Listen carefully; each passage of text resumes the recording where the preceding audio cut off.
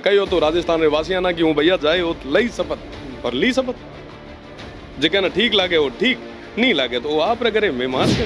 ये चीज आप मारवाड़ी मेवाड़ी हाड़ौती यारी बात करो, ये बोलियां है, भाषा को नहीं। भाषा वो है जिके बिना BA हुए, जिके बिना MA हुए, जिके बिना नीट हुए, जिके PhD हुए।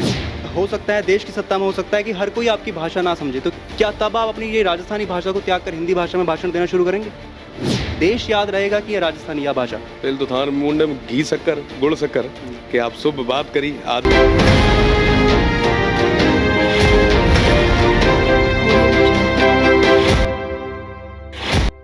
राजस्थान विधानसभा चुनाव संपन्न हो चुके हैं और आगामी लोकसभा चुनाव की आहट अब सुनाई देने लगी है।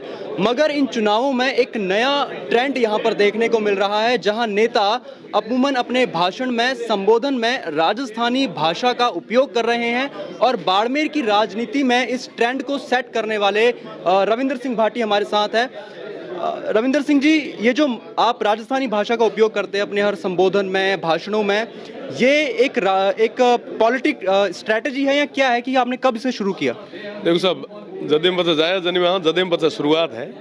और रही बात दूसरी, राजस्थानी भाषारों में स्टूडेंट भी रहे हूँ और राजस्थानी भाषारों बहुत बड़ो समर्थक भी रहे हूँ। आप देखिए उसे कि मैं जदे सफतरी बात आई तो मैं राजस्थानी मिली और मैं मोटियाराम में भी निवेदन करने चाहूँ कि आप भी आपरी भाषा में जुड़े रहो। अपनी भाषा, अपनी रीत, अपनी संस्कृति, ये जुड़ाव बहुत ज़रूरी है।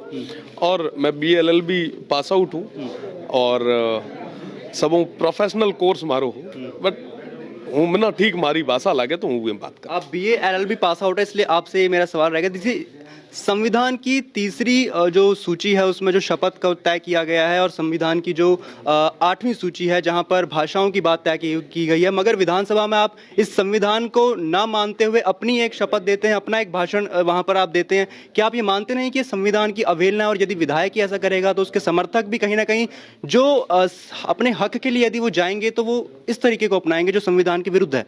आप ना पूछना चाहूँ, अंग्रेजी में ना भी शायद शपथ ले सके नहीं? जी, है ना? अंग्रेजी है 8वीं अनुसूची में। अंग्रेजी जो संविधान है, राज्य भाषा, लेकिन राज्य भाषा हिंदी और अंग्रेजी दोनों है। राज्य भाषा हिंदी और अंग्रेजी कैसे? राष्ट्रीय भाषा जो है हिंदी अंग्रेजी दोनों है। 8वीं अनुसूची के अंदर अगर इंग्लिश होती है ना, अगर अंग्रेजी है तो वो छोड़ दे। और रही बात दूसरी, अनुच्छेद मारो ए भी कया करे कि आप मातृभाषा में न थे शपथ ले सको।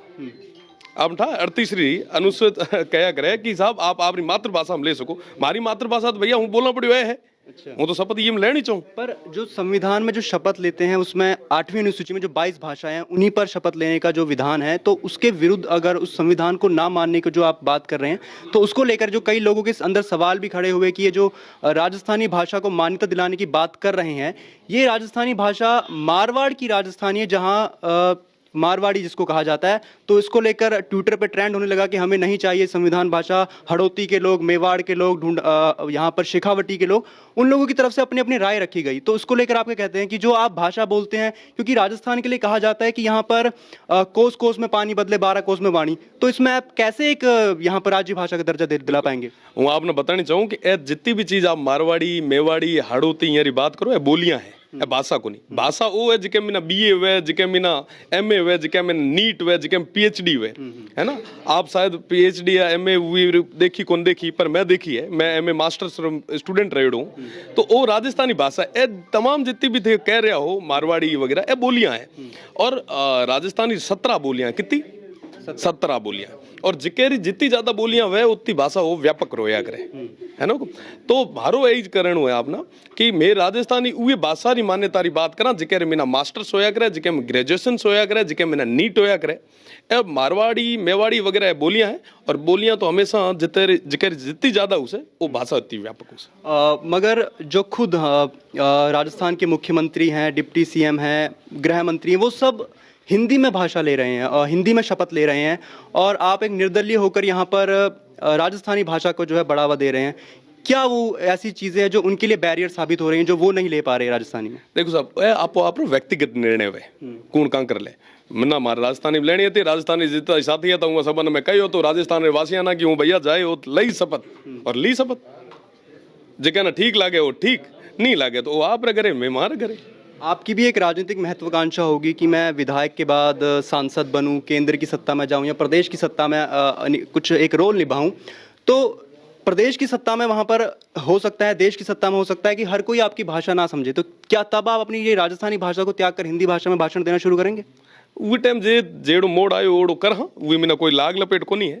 पर अबार री बात तो राजस्थान री है, एना री बात सेवरी है। मैं ये सेवरे मीना रामचरितमानस आदमी ले शोकन खादी भैया 5 साल तो थारे बिच मीना रहीस, बाड़मेर जैसलमेर मीना ये मारवाड़ रे मीना रहीस, ये तुम याले राजस्थानी बोली सन। बाकी आगे ज्या हुस आगे आगे गोरख जागे जो कोई जोग हुस। क्योंकि ये सवाल इसलिए भी क्योंकि आप कहते हैं कि आप भाजपा और आपकी विचारधारा एक जैसी है, तो प्रधानमंत्री नरेंद्र मोदी भी जब गुजरात की राजनीति में तो गुजराती भाषा में भाषण दिया करते थे, मगर जब बात देश की आई तो वो हिंदी भाषा में अपना भाषण देते हैं और हिंदी की जो है इंटरनेशनल में भी वो हिंदी भाषा का ही उपयोग करते हैं। तो उसमें आप रविंद्र सिंह भाटी जब देश के बाहर जाएंगे, जैसे कि आपको बाहर देश से भी जो है देख रहा था कि वहाँ के सांसद भी आपको तारीफ कर रहे थे, वहाँ यदि आप जाते तो वहाँ देश याद रहेगा कि राजस्थानी या भाषा? पहले तो थार मुंडे में घी शक्कर गुड़ शक्कर कि आप शुभ बात करी आज, और जदे आगे जाओ हाँ उठन मजबूती में बात कर हाँ जे जेड़ी स्थिति होया करे परिस्थिति होया करे वो तरीके में ना करनी चाहिए और वो तरीके में कर। आप अभी शिव जन सम्मान पद यात्रा भी शुरू करने जा रहे हैं, भाजपा की तरफ से भी विकसित भारत संकल्प यात्रा चल रही है,